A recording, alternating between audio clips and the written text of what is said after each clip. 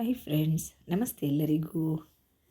ಇವತ್ತು ವಿಶೇಷವಾದ ಒಂದು ಪಾನೀಯ ಜೊತೆ ಬಂದಿದ್ದೀನಿ ನೋಡಿ. ಬಾರ್ಲಿ ಗಂಜಿ ಇದು ಎಲ್ಲರಿಗೂ ಗೊತ್ತಿರೋ ವಿಚಾರನೇ, ಆದರೂ ನಿಮ್ಮ ಜೊತೆ ಶೇರ್ ಮಾಡ್ಕೊಳ್ತಾ ಇದ್ದೀನಿ ನೋಡಿ. ಬಾರ್ಲಿ ಅನ್ನೋದು ಮನುಷ್ಯನ ದೇಹಕ್ಕೆ ಸಂಜೀವಿನಿ ಇದ್ದ ಹಾಗೆ.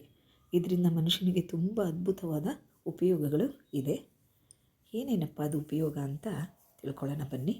ನನಗೆ ಗೊತ್ತಿರೋ ಒಂದು 4 ವಿಷಯ ಮಾತ್ರ ತಿಳಿಸ್ತೀನಿ ನೋಡಿ. ಬಾರ್ಲಿ ಗಂಜಿನ ನಾನು ಏನು ಮಾಡಿದ್ದೀನಿ, ಬಾರ್ಲಿನ ತೊಗೊಂಡು ಕ್ಲೀನ್ ಮಾಡಿ ರಾತ್ರಿನೇ ಚೆನ್ನಾಗಿ 3-4 ನೀರಲ್ಲಿ ಚೆನ್ನಾಗಿ ತೊಳೆದು ನೆನೆಸಿದ್ದೀನಿ ನೋಡಿ. ಇದರಲ್ಲಿ ಹೊಟ್ಟು ಎಲ್ಲ ಇರುತ್ತೆ, ಹೊಟ್ಟು ಧೂಳು ಎಲ್ಲ ಇರುತ್ತೆ.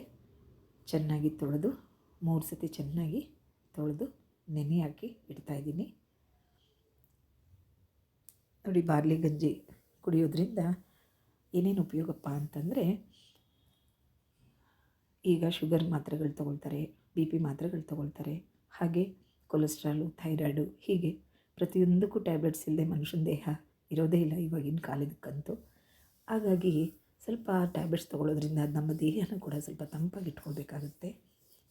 ಹಾಗಾಗಿ ಇದು ಒಂದು ಉತ್ತಮವಾದ ಪಾನೀಯ ಅಂತ ಕೂಡ ಹೇಳ್ತೀನಿ. ವಾರದಲ್ಲಿ 3 ದಿನ ಈ ಥರ ಒಂದು ಪಾನೀಯ ಕುಡಿದ್ರೆ ನಮ್ಮ ದೇಹ ಕೂಡ ತಂಪಾಗಿರುತ್ತೆ ಅಂತ ಹೇಳೋಕ್ಕೆ ಇಷ್ಟಪಡ್ತೀನಿ ನೋಡಿ. ಈಗ ಚೆನ್ನಾಗಿ ತೊಳೆದಿದ್ದೀನಿ, ಇದನ್ನು ನೀರಲ್ಲಿ ಚೆನ್ನಾಗಿ ತೊಳೆದು ನೆನೆಸಿಡ್ತಾಯಿದ್ದೀನಿ. ಅದು ಮುಳುಗುವಷ್ಟು ನೀರು ಹಾಕಿ ರಾತ್ರಿನೇ ನೆನೆಸಿ ಒಂದು ಕಡೆ ಸೈಡಲ್ಲಿ ಪ್ಲೇಟ್ ಮುಚ್ಚಿ ತೆಗೆದಿಡ್ತಾಯಿದ್ದೀನಿ.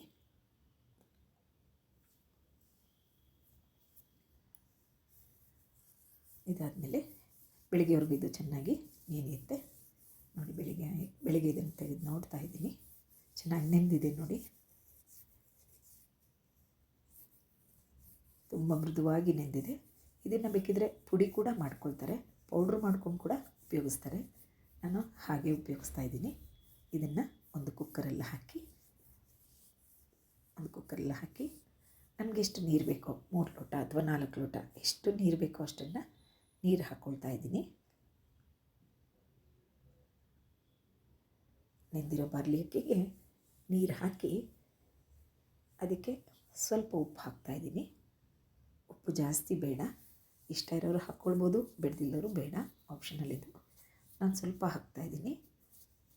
ಹಾಕ್ಬಿಟ್ಟು ಚೆನ್ನಾಗಿ ಮಿಕ್ಸ್ ಮಾಡಿ ಈಗ ಕುಕ್ಕರ್ ಲಿಡ್ಡನ್ನು ಕ್ಲೋಸ್ ಮಾಡ್ತಾಯಿದ್ದೀನಿ.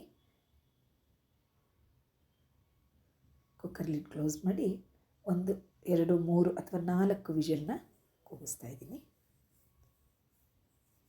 ಸ್ಟವ್ ಆನ್ ಮಾಡಿ 4 ವಿಷಲ್ ಕೂಗಿಸ್ತಾ ಇದ್ದೀನಿ ನೋಡಿ. ಈ ಬಾರ್ಲಿ ಗಂಜಿ ಕುಡಿಯೋದ್ರಿಂದ ದೇಹ ತಂಪನ್ನು ಮಾಡುತ್ತೆ, ದೇಹನ ಇದು ತಂಪು ಮಾಡುತ್ತೆ. ಹಾಗೆ ಈ ಬಾರ್ಲಿ ಗಂಜಿ ಹೊಟ್ಟೆ ಮತ್ತು ಕರುಳಿನ ಆರೋಗ್ಯಕ್ಕೆ ತುಂಬ ಒಳ್ಳೆಯದು. ಹಾಗೂ ಆಯುರ್ವೇದದ ಪ್ರಕಾರ ಜೀರ್ಣಶಕ್ತಿಗೆ ಒಂದು ಒಳ್ಳೆಯ ಟಾನಿಕ್ ಅಂತ ಕೂಡ ಇದನ್ನು ಹೇಳಬಹುದು ನೋಡಿ. ರೆಡಿ ಆಯಿತು. ಈಗ ನಾನು ಗ್ಲಾಸ್ಗೆ ಅದನ್ನು ಹಾಕ್ಕೊಳ್ತಾ ಇದ್ದೀನಿ. ಅದಕ್ಕೊಂದು ಅರ್ಧ ನಿಂಬೆಹಣ್ಣಿನ ರಸನ ಹಾಕಿ ಕುಡಿಯೋದ್ರಿಂದ ಚೆನ್ನಾಗಿ ನಮಗೆ ಜೀರ್ಣಶಕ್ತಿ ಚೆನ್ನಾಗಾಗುತ್ತೆ. ಹಾಗೆ ದೇಹದಲ್ಲಿರೋ ಕೊಲೆಸ್ಟ್ರಾಲನ್ನು ಕೂಡ ಇದು ಕಡಿಮೆ ಮಾಡುತ್ತೆ. ಮತ್ತು ಕಿಡ್ನಿನಲ್ಲಿರೋ ಕಲ್ಲು ಕೂಡ ಇದ್ರೂ ಕೂಡ ಅದು ಎಲ್ಲ ಕರಗುತ್ತೆ ಅಂತ ಕೂಡ ಹೇಳ್ತಾರೆ. ಹಾಗೆ ಯೂರಿನ್ ಇನ್ಫೆಕ್ಷನ್ ಇರುವಂಥವ್ರಿಗೆ ಕೂಡ ಇದು ಭಾಳ ಒಳ್ಳೆಯದು. Thank you friends, thank you so much.